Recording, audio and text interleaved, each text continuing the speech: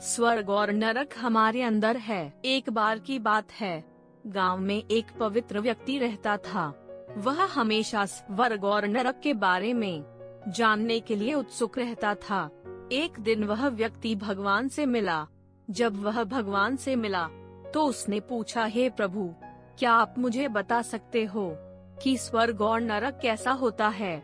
भगवान मुस्कुराए और उसे दूसरी दुनिया में ले गए। वहाँ वे दो दरवाजे के सामने खड़े थे। भगवान ने उसे जाने के लिए कहा और प्रत्येक दरवाजे के अंदर खुद जाकर देखने के लिए कहा। पवित्र व्यक्ति ने जाकर पहला दरवाजा खोला।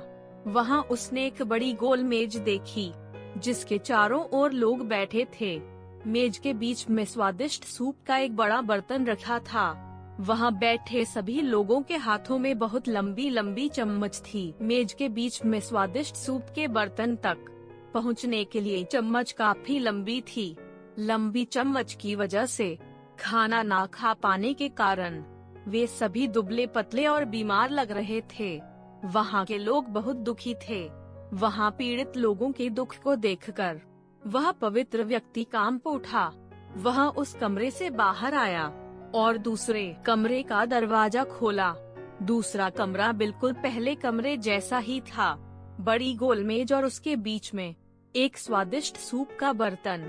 वहाँ बैठे सभी लोगों के हाथों में लंबी चम्मच थी, लेकिन यहाँ के लोग स्वस्थ थे।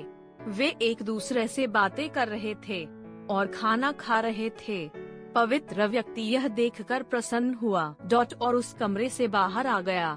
फिर पवित्र व्यक्ति भगवान के पास गया और कहा, हे प्रभु, मुझे समझ नहीं आया कि दोनों कमरे एक ही जैसे हैं।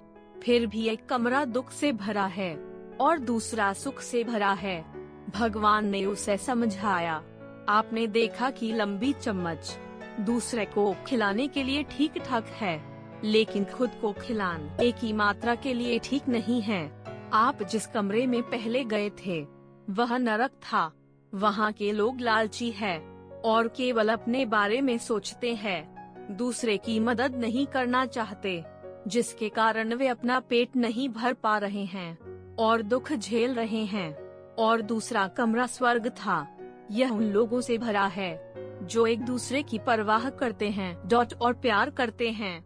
एक दूसरे को उन लंबी चम्मच से खिलाते हैं जिससे वे स्वस्थ और सुखी रहते हैं। शिक्षा: यदि हम एक दूसरे का समर्थन और देखभाल करें तो हम अपने जीवन को स्वर्ग बना सकते हैं और खुशी से जी सकते हैं। Thanks for watching this channel. Smiley face, celebratory hands in the air.